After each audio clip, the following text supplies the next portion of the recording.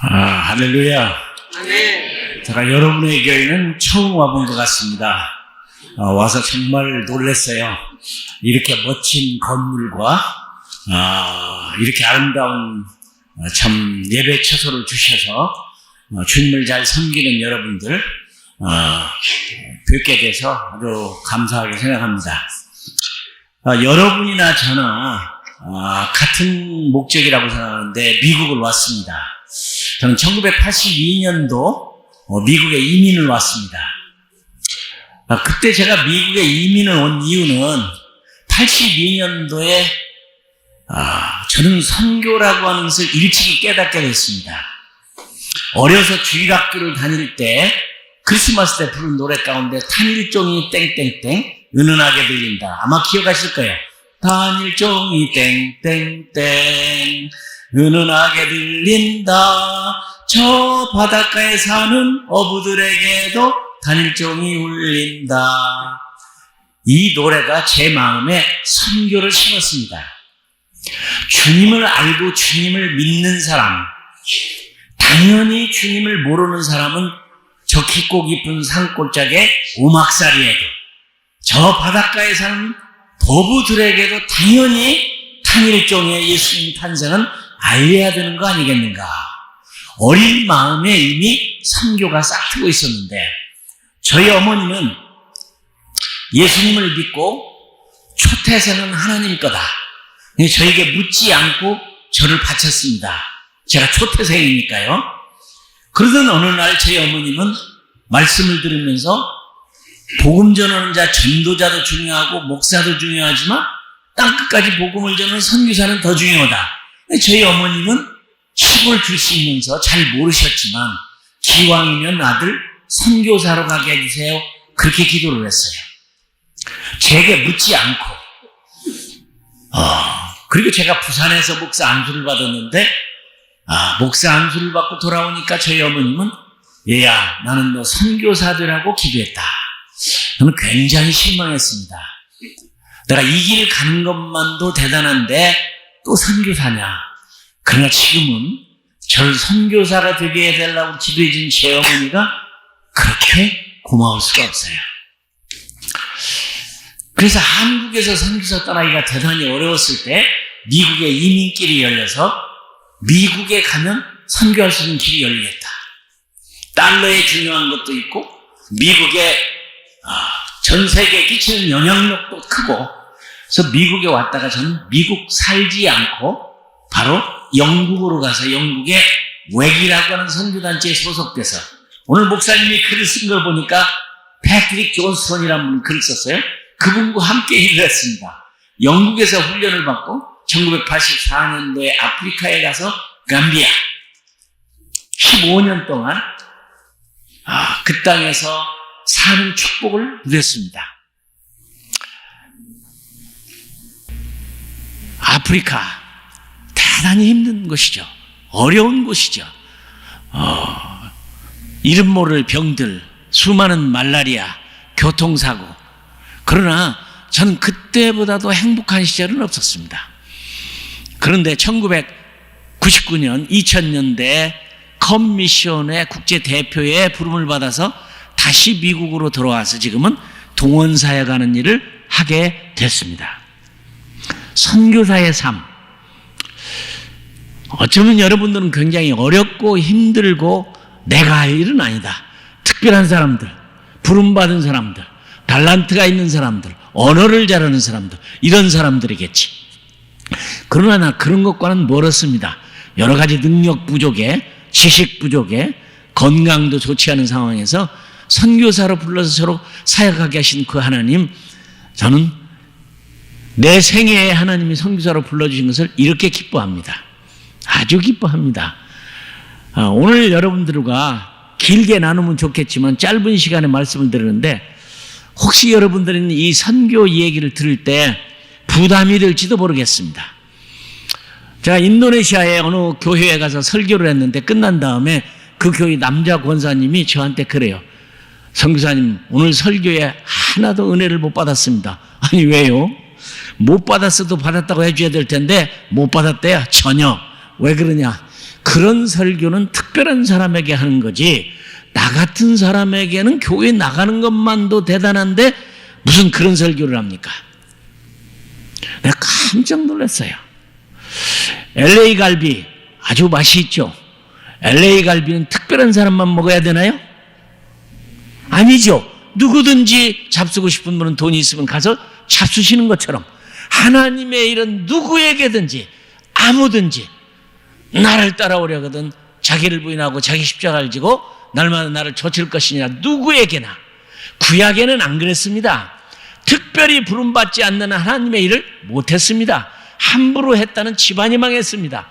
그러나 신약시대에는 여러분, 나이가 많든 적든 연약하든 약하든 여자든 못 배웠든 많이 배웠든 누구든지 하나님의 일을 할 수 있는 것이 하나님의 말씀입니다. 은행은 돈을 많이 저축해야 특별 대우받죠. 학교는 공부를 잘해야 특별 받죠. 그렇죠. 회사는 일을 잘해야 특별 대우를 받겠죠. 교회는 그러지 않습니다. 완전한 민주주의입니다. 누구든지 아무든지 부족하든지 연약하든지 약하든지 다 하나님에게 쓸 수가 있는 것입니다. 저는 오늘 여러분의 설교가 여러분에게 무거운 부담이 안 되기를 바랍니다. 선교는 특별한 사람이 하는 거다? 절대로 그러하지 않습니다. 특별히 베드로는 저에게 엄청나게 큰 도전을 줬어요. 저는 아들이 하나밖에 없는데 감비아에서 원주민 학교를 보냈습니다. 좋은 학교들이 있었어요. 미국인 학교도 있고 프랑스 학교도 있고 영국 학교도 있고. 제가 가난하고 힘들고 새끼 밥 먹기조차도 힘든 사람들 가운데 선교사는 돈이 있다고 자녀를 좋은 학교에 보낼 용기가 안 생겼습니다. 저희 친구는 아예 미국 체크를 보냈어요. 당신은 선교사지만 아들은 아니니까 좋은 학교 보내라고. 제가 체크도 찢어버렸습니다. 여러분, 제가 저희 아들을 좋은 학교에 보내고 싶은 마음이 없었을까요? 그건 거짓말이죠. 좋은 학교 보내고 싶은 마음 있어요. 의사도 만들고 변호사도 만들고 판사도 만들고 교수도 만들고 싶은 마음이 있어요. 원주민 학교 보낸 이유는 베드로가 저에게 큰 용기를 줬어요. 여러분 아시는 대로 베드로는 학교를 가본 적이 없어요. 가방끈이 짧은 게 아니라 가방이 없는 사람이에요. 그런 사람이 하나님이 들어 쓰시니까 정말 베드로만큼 위대한 인물. 여러분, 셰익스피어가 톨스토이가 베드로가 한 말을 할 수 있겠어요? 나는 은도 없고 금도 없고 내게 줄 아무것도 없다. 그러나 내게 있는 것으로 내게 주느니 나사렛 예수의 이름으로 일어나 걸어라. 그를 손잡아 일으켜서 걷게 만들었던 성전 미문에 안전뱅이를 세운 베드로. 톨스토이가 그런 말을 할 수 있어요? 하버드대 모든 교수들이 그런 말을 할 수 있어요? 못 배우고 고기 잡는 어부지만 하나님이 쓰시니까 저는 그걸 믿었어요. 가방끈이 짧은 게 아니라 가방이 없는 사람일지라도 하나님이 사용하시면 쓰신다. 저는 맞았어요. 원주민 학교 보내서요. 학교 갈 때는 저희 집 아이는 물도 안 마시고 밥톨 하나도 안 먹고 그냥 학교를 갔어요. 나중에 저한테 그랬어요. 아빠, 내가 왜 학교 갈 때 안 마시고 안 먹은 줄 알아? 왜 그러니? 화장실 안 가려고. 여러분, 아프리카 로컬 학교에 무슨 화장실이 있어요? 종땡땡 치면 그저 숲속에 들어가서 해결 보고 나오는 거지. 그 화장실. 그래도 우리 집은 제가 만든 수세식 변소가 있었습니다. 그렇지만 하나님이 그를 사용하셨어요. 이런 멋진 베드로만큼 성경에서 영향을 찾는다면 없을 겁니다. 수제자 중에 수제자입니다. 여러분, 지구 인류 가운데 무리를 걸어본 사람이 베드로 빼놓고 누가 있습니까? 사람을 하나님은 무리를 걷도록 만들지 않았습니다. 그러나 베드로는 주님을 만나고 나도 한번 걷게 해달라고 해서 믿음으로 무리를 걸어본 경험이 있는 사람이 베드로입니다. 멋진 사람이죠. 뿐만 아니죠. 베드로, 천국 들어가는 열쇠가 누가 가졌습니까? 얘들아, 세상 사람이 나를 누구라 하더냐? 좋은 선생님이라고 하던데요. 선지자라고 하던데요. 베드로야, 너는 나를 누구라 하느냐? 주는 그리스도여 살아계신 하나님의 아들입니다. 그에게 천국에 들어가는 열쇠를 주었죠. 그래서 천국의 수문장이 베드로라고 말합니다. 어떻게 못 배운 그가, 학교도 가보지 못한 그가 어떻게 그렇게 멋지게 기독교의 대표라고 할 수 있는 천국에 들어가는 열쇠를 받았냐고. 주님은 너무 놀라서 그랬어요. 베드로야, 네가 스스로가 한 말이 아니다. 아버지가 너에게 그런 능력을 주시지 않았다면 그런 말을 하지 못했을 것이다. 바요나 시모나, 놀라운 얘기입니다. 요나의 아들 베드로야, 너무 놀라서. 왜 그런데 예수님이 요나 얘기를 했을까요? 여러분, 성경에서 요나보다도 더 큰 표적이 어디 있습니까? 선교적 표적, 교회가 꿈꿔야 할 가장 큰 표적은 요나의 표적이죠. 그런데 여러분, 놀랍게도 베드로의 아버지는 요나가 아닙니다. 요한입니다. 그런데 왜 예수님은 요나라고 불렀을까? 요나의 아들 베드로야. 아버지가 아마도 별명이 요나였던 것 같아요. 예수님을 너무너무 놀라게 만들었던 베드로. 여러분 아시죠? 가버나움에 갔을 때 예수님과 베드로가 기도하러 들어갔을 때 성전세를 내야 되는데 안 내고 그냥 들어갔습니다. 회당장이가 붙잡아요. 야 베드로야, 너희 선생은 성전세를 내지 않느냐? 엉겹게 대답했습니다. 냅니다. 근데 재미있는 얘기입니다. 두 분이 다 한 푼도 없습니다. 예수님이 묻습니다. 베드로야, 너 돈 있어? 없는데 왜 근데 낸다고 그랬어? 나는 예수님이 있는 줄 알고 그랬는데 예수님 나 돈 없는 거 너 알잖아. 두 분이 한 푼도 없었어요. 전부 멋있습니다. 그러면 네가 낸다고 했으니 어떡하냐? 이 나라의 임금의 아들들이 세금을 내느냐 안 내느냐? 안 내지요. 그러나 우리는 내야 된다. 디베리아 바닷가에 가서 낚시를 던져서 첫 번 잡히는 고기에 입에서 동전을 꺼내서 너와 나의 세금을 내라. 여러분 성경을 읽으면서 여러분 안델센의 동화라는 생각이 안 들었어요? 고기 입속에 돈이 들어있는 고기가 이 세상에 어디 있습니까? 베드로는 멋있어요. 그럼에도 불구하고 낚시를 들고 디베리아 바닷가에 낚시를 던졌습니다.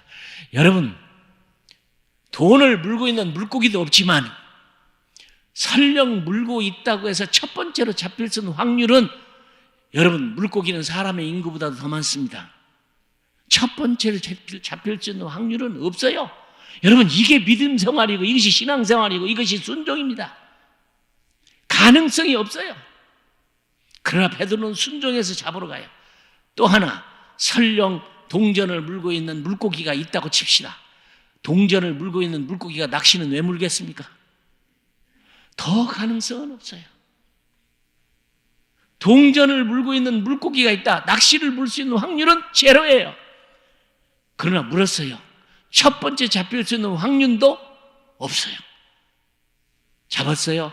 덜덜 떨리는 손으로 입을 딱 열었을 때 그 안에 동전이 하나 나옵니다. 한 세겔. 여러분 두 분이 내야 할 것은 남은 돈은 드라크마인데요. 두 분이 내야 할 돈은 한 사람당 네 드라크마가 필요합니다. 근데 동전은 하나 나왔어요. 근데 놀라지 마세요.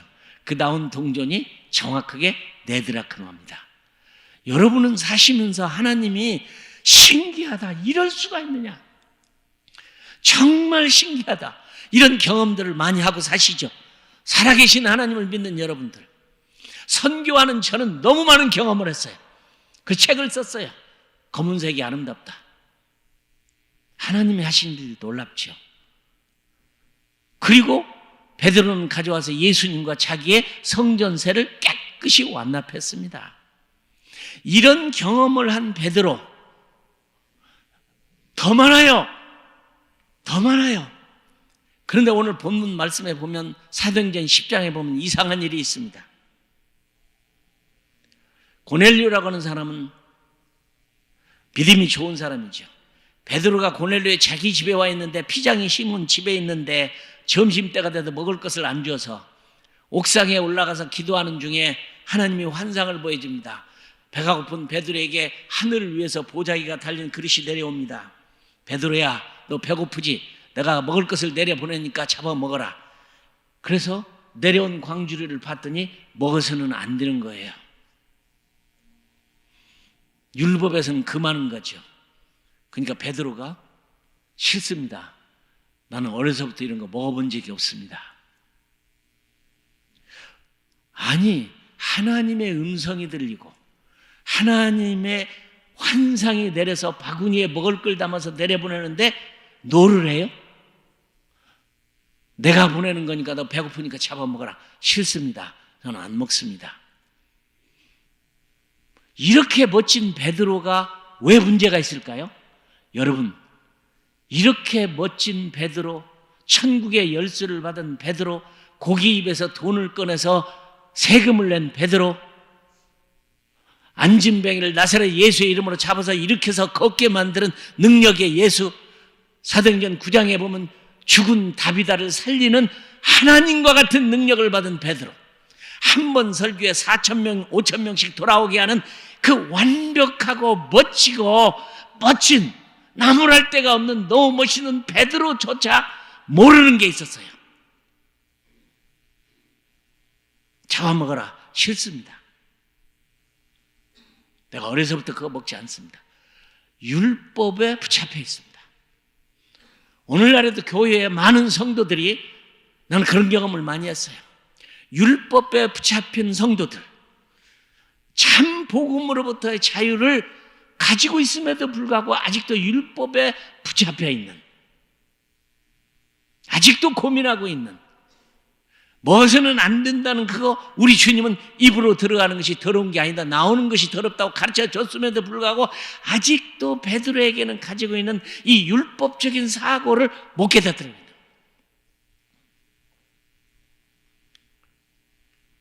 하나님이 두 번째 했습니다. 베드로야, 내가 깨끗게 한 것을 더럽다 하지 말고 잡아 먹어라.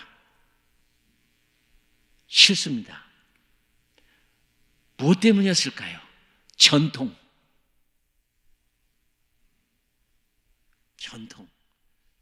제가 한국에서 전도사 시절에 우리 교회 주보를 한번 바꾸려고 했어요.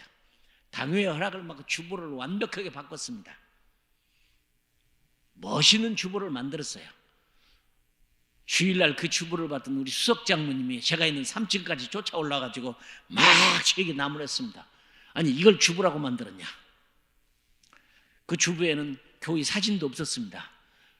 여러분, 요즘처럼 카메라도 좋은데 교회 사진 안 찍으면 되지, 뭐 때문에 그 좋은 주보에다가 교회 사진을 다 집어넣어요? 없었어요. 예배 순서도 아주 줄였어요. 설교 제목과 기도가 누구고 말씀이 어디지만 알면 되는 것이지, 한 페이지를 다 주보를 쓴 거. 장로님이 화를 내서 이건 주보가 아닌데 왜 이걸 만드느냐, 글쎄 물었습니다. 장로님, 주보라는 뜻이 뭔가요? 중앙일보는 매일 나오니까 일보, 어떤 신문은 매 달마다 나오니까 월보, 1년에 한 번씩 나오는 걸 연보, 주일마다 나오는 것을 주보. 신문입니다. 이게 거룩한 종이 순서가 아닙니다. 좋은 일 필요한 것들을 글을 써서, 우리 고 목사님 멋있는 글을 썼더라고요. 잘 읽어보세요. 이런 글들을 읽고 깨닫고 도움이 되는 그런 주보를 만드는 거 얼마나 좋아요. 한 주간 만들고 그 교회에서 목이 안 잘려서 다행이었습니다. 제가 시간이 없어서 말을 다 못합니다. 전통, 습관. 여러분, 미국에 와서 미국식으로 사십니까? 아니면 미국에 오셔서 성경적으로 사십니까? 저는 미국에 와서 아프리카식으로 삽니다. 미국에 살지만 나는 미국화되지 않기 위해서 노력합니다.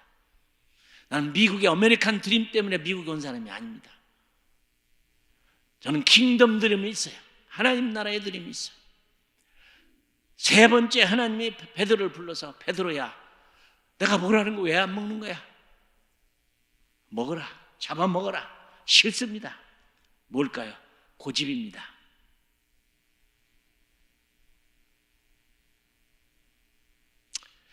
고집은 신앙이 아닙니다. 자기 고집적인 열정도 신앙이 아닙니다. 우리는 성경 66권의 기록도 예수를 담고 말씀대로 사는 건데, 베드로 그것도 거절했습니다. 대단한 사람입니다. 3번씩이나 거절하는 거, 무엇이 문제일까요? 보자기가 하늘로 올라간 다음에 그는 고민이 있었습니다.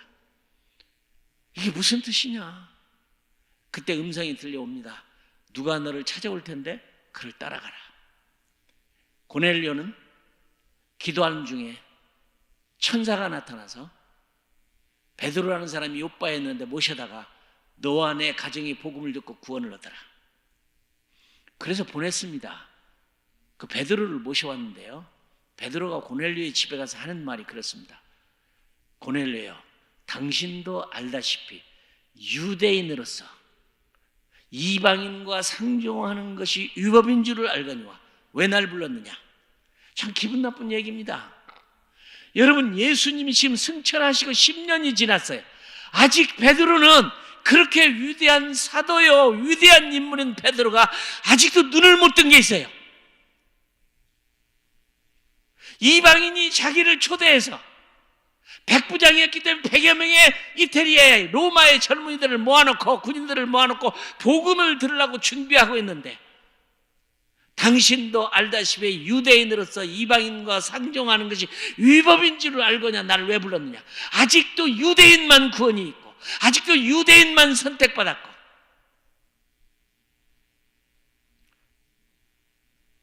한길교회가 여러분 한길교회만의 성도입니까? 아니죠. 앞교회, 뒷교회, 옆교회의 교인도 되죠. 대한민국의 크리스찬으로서만 크리스찬이 아니잖아요. 일본도 있고 수많은 나라들이 있고 미전도 종족이 있고. 왜 우리는 우리 교회만 나만을 생각하고 있을까요? 그렇게 멋진 베드로, 안진뱅이를 일으키고 죽은 자를 살리고 무리를 걷고 땅에서 하나님의 나라를 경험하고, 그 멋진 그 온전한 베드로가 모르는 게 있었다니, 선교를 모르고 있었어요. 우리 한국의 한 선교사님이 이런 얘기를 했습니다. 2번 거듭나지 않는 한 선교는 안 보인다. 아직도 여러분 중에는 나는 아니지, 다른 사람들이 잘하겠지, 열심히 잘하겠지, 내가 아니라도 다른 사람이 하겠지. 제가 오늘 설교를 2편 준비했습니다. 혹시 2번 들으실 분이 있을 것 같아서. 선교는 선택이 아닙니다. 해도 좋고 안 해도 좋은 게 아닙니다. 특별한 사람의 특별한 사역이 아닙니다. 그날 베드로는 너무 놀랐어요. 고넬료에게 땅에다 엎드려서 이차 저차한 얘기를 설명합니다. 기도하는 중에 천사가 나에게 나타나서 요빠에 당신이 있는데 모셔다가 너와 내 가정이 복음을 듣고 구원을 받아라. 베드로가 그날 밤에 정신을 차렸어요. 100여 명이 모인 그날 밤에 복음을 전하는데 놀라운 일이 벌어졌어요. 그들이 막 성령 받고 방언하고 하나님 찬양하고, 그가 이렇게 표현합니다. 우리와 같은 성령을 받았으니 물로 세례중을 누가 그 말이야.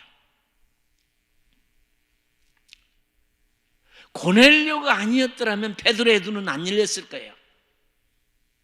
오늘날에도 목사님들 중에도, 장로님들 중에도, 성도님들 중에도 선교와 무관하다고 살고 계시는 많은 분들,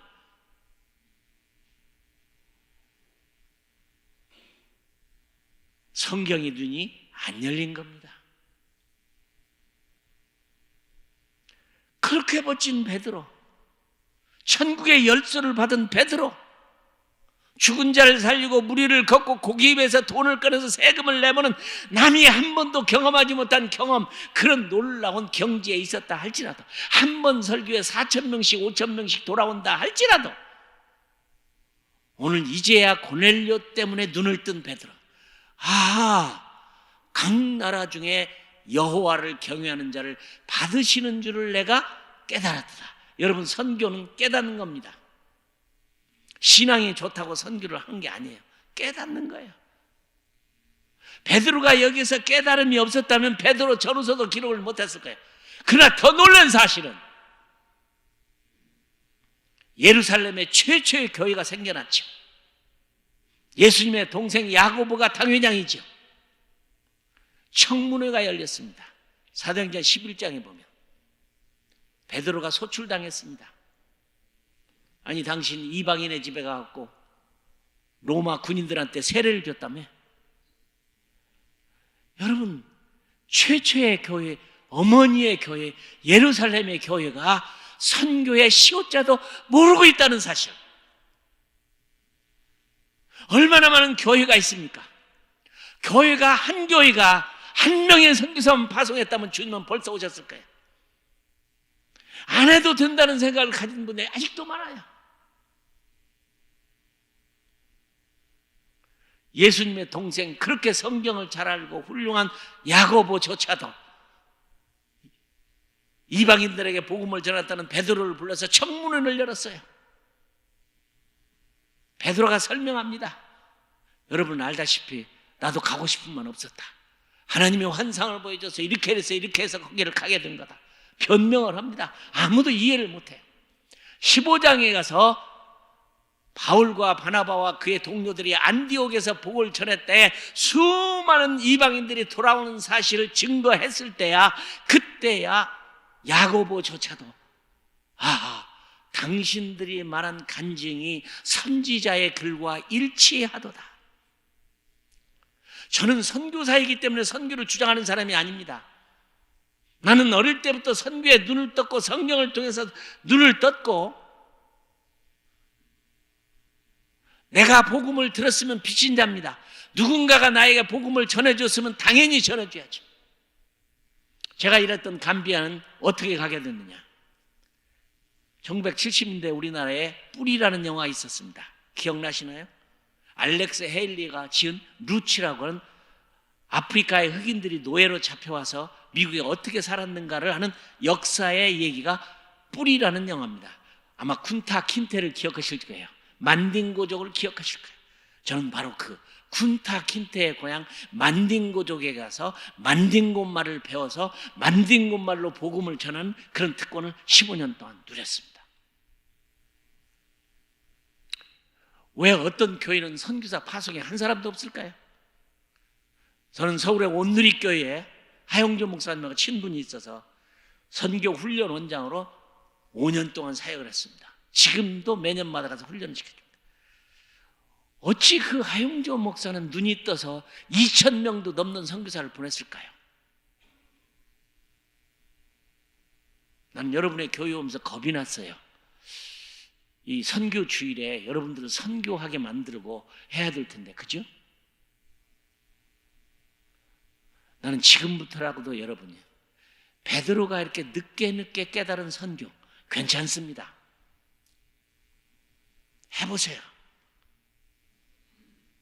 여러분이 살아있는 동안 우리 주님이 오실 때가 곧 텐데 여러분에게 100명의 선교사만 좀 보내면 어때요? 어떤 교회는 2,000명도 보냈는데.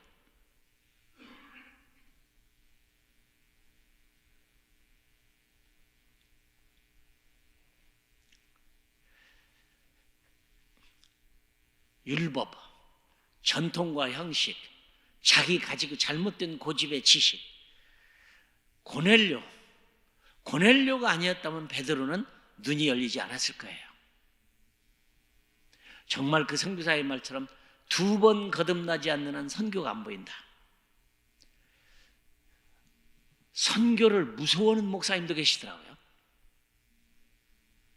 제가 어느 교회에 3일 집회를 갔습니다. 근데 그 목사님이 재미있는 얘기를 하시더라고요.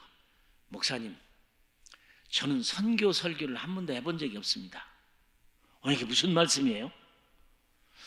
찬송가 305장 53장 부름받아 나선 님을 불러본 적이 없습니다. 아니, 목사님이 그래요. 아니, 왜요? 형사님, 내가 선교 설교를 하면 가야 하잖아요. 내가 부름받아 나선 님 몸을 노래 부르면 가야 하잖아요. 양심적으로 부를 수가 없어서 안 했대요. 여러분은 안 그러십니까? 부름받아 나선 님은 어디든지 가오리다.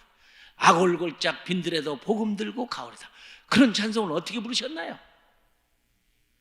하늘과 땅의 모든 권세를 내게 주셨으니 그러므로 가라는 말을 어떤 방법으로 순종하고 계시나요? 그래서 그 교회가 목사님이 자기는 설교를 할 수가 없어서 확인을 해야 돼서 나를 모셔왔다는 거예요. 사랑하는 여러분, 선교에서 제외된 분은 아무도 없습니다. 베드로는 이 고넬료의 경험을 통해서 예루살렘의 교회에 눈을 뜨게 했고, 전설에 의하면 그는 로마에 가서 복음을 전하다가 거꾸로 십자가에 달려 돌아가셨다는 전설이 있죠.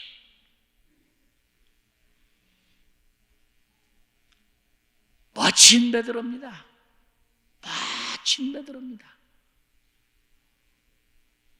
그러나 베드로가 못 깨달았던 선교, 예루살렘의 교회, 예수님의 동생 야고보의 멋진 목회, 최초의 교회, 그러나 그 교회가 선교에 눈을 못 썼을 때 베드로를 통해서 눈을 떴습니다. 여러분의 교회 한길교회, 위대한 진리죠. The Way 교회. 여러분의 교회가 한번 마지막 때, 나는 여러분의 교회가 참 소중한 교회라고 생각합니다. 나는 여러분의 교회가 강한 교회가 되기를 주님의 이름으로 축원합니다. 여러분 죄송합니다. 여러분의 비어있는 자리는 채워지기는 어려울 겁니다. 왜요? 이민은 늘어나지 않으니까요. 영어를 쓰는 젊은이가 한국말을 구태하겠다고 교회에 모여들지 않을 겁니다. 자리는 가면 갈수록 더 비일지도 몰라요. 그러나 하나님은 절대로 손해보지 않습니다.